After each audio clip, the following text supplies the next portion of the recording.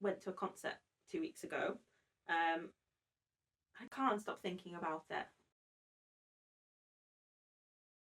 Hi, I'm Amy, and if you're new here and you're wondering why I'm unpicking a ski jacket in this video, it's because I'm challenging myself to buy nothing new for 2025, and in doing so, trying to fix all of my stuff. I had a lot of thoughts on this topic while I was recording the video, and I wanted to consolidate them into something a bit more concise, coherent. You be the judge. If you're looking for the actual mending video, I'll pop a link up here.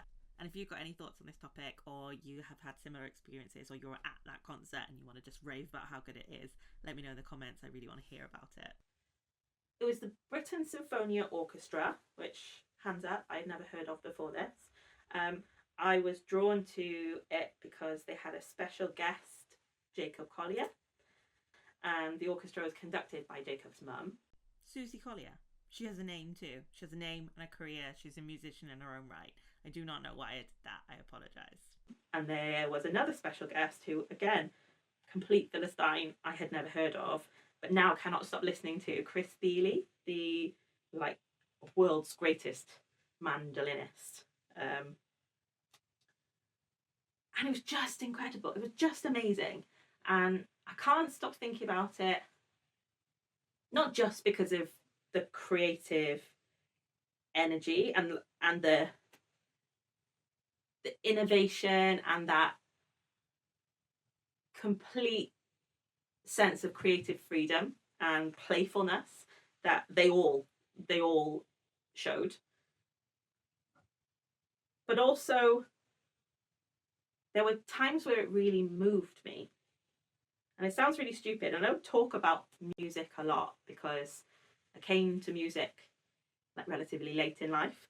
Not obviously, I've always listened to music, but the same like 3 boy band albums on repeat. But only in the last, since I had my son, have I started really noticing the healing power of music and the really empowering nature of it. And when my son was young, really young, I was having a tough time. Most, many new parents do. And I joined a choir, and it was fantastic. And I felt like it wasn't a baby group. It was an adult choir that, because he was in a sling, I could take him to, and he was quite happy. Then he got to the age where he wasn't as happy in the sling, and he started wanting to crawl around, and that choir became inaccessible to me.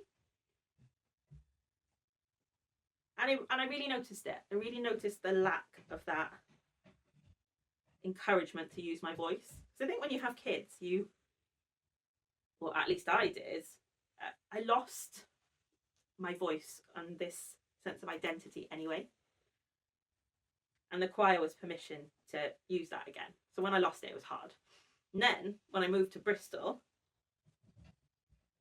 I joined Singing Mamas. And it changed my life. I don't think I could talk about it with high enough praise in terms of the impact that it had on my life. Not just from a singing point of view, although the songs are incredible, and I love the harmony, I love how low pressure it is, but the sense of community that it brings. You can turn up to a Singing Mamas class and it is a session worth saying that. So it's all taught by ear, and it's harmonies that are taught by ear with the intention of bringing mothers or carers together, and it's primarily for well-being.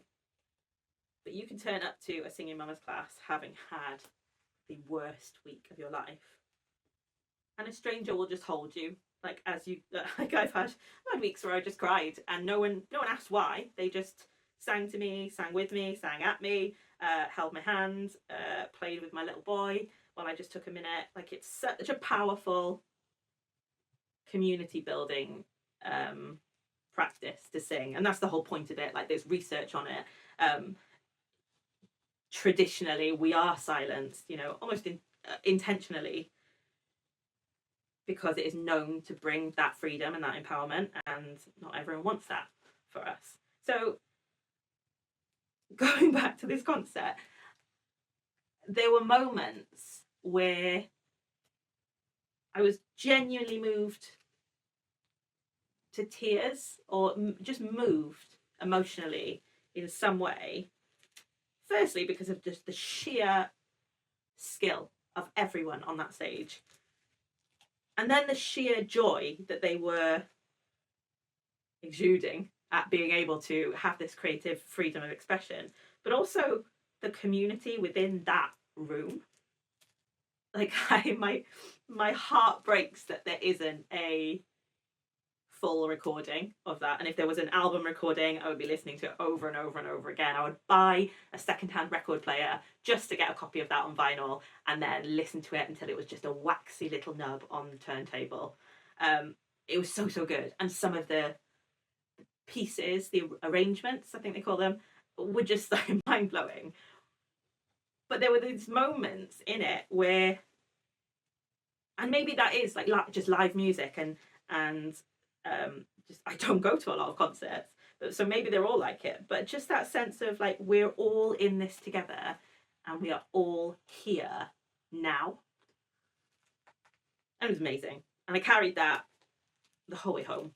And one thing really did move me to tears. There were a couple of songs that made me emotional, but one thing that really moved me to tears was the way Jacob talked about his mum, who is the conductor and who is an incredible musician herself, a violinist, and has many accolades. But Jacob talked about the way his upbringing had formed his musicality, and how being exposed, not just exposed to classical music and orchestras and that kind of thing, but being exposed to the idea of everything having some kind of vibration or interest to it. You know, from a tiny age, he was encouraged to explore that and try and put meaning behind whatever he was experiencing through that music. And as a mum to a 3.5-year-old who is trying to be I'm trying to be the first in the generation. I grew up in an incredibly creative household, but it was words. It was, my mum's an amazing writer, and I was always encouraged to read stories, tell stories, and my little boy is getting that now. But I'm trying to be the first, sort of, in our family line to give the gift of music. And that entails learning the piano myself, which is slow going, but I'm getting there. But I just thought, what an incredible gift to give your child this language of expression and understanding beyond words, because words aren't always enough. I just can't stop thinking about it. It was just incredible. Like, thank you. You won't be watching it, but thank you. I will think about you until my dying day, and on my deathbed I'll be thinking, oh my goodness. Oh, that's made it weird. I won't say that. I've moved on by the time I die, hopefully. But yes, incredible. New Year's resolution. Is it too late now? February. Try and get childcare to go and see more live music. And sing more around the house, because it doesn't matter what you sound like. Like, it's, particularly women, we are always told to be quiet. We are always silenced. And, you know, men can sing too. Like, let's just all sing more. It also ties into a conversation we have a lot at within the Parents for Future Bristol and Bath group around finding a balance in this really quite stressful world. Finding a balance between, you know, acting and trying to push for change, and not being so swamped by the utter, like, misery of what's going on that we don't live our own life. It's a really easy trap to fall into, the one that I fall into, like, you know, every few weeks. And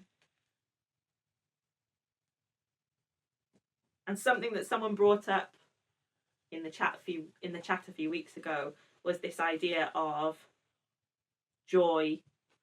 Joy is the best form of resistance, or joy is the strongest form of resistance, or something.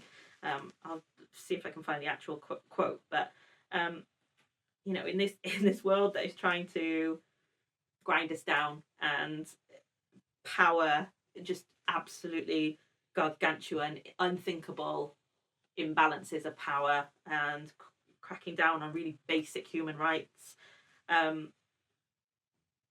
we do still have the power to say no. And I'm not talking to people who are struggling to survive. You know, you stay in survival mode first. You know, you cover your bases. But that is the point. Those who are trying to manipulate the way we think and feel about each other and act towards each other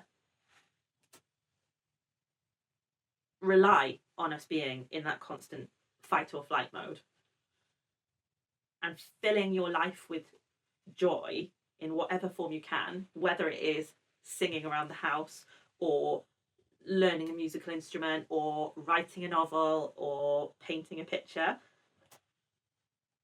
It is an act of resistance. It's kind of saying, especially if you do that instead of shopping on Amazon, or watching the latest series of,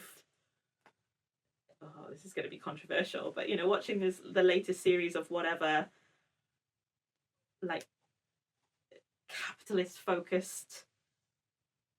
Anyway, I'm not going down that rabbit hole. I'm just trying to unpick my zip. But the point is, do the art, build communities and build friendships based on things that absolutely light your world on fire. Music, art, creativity.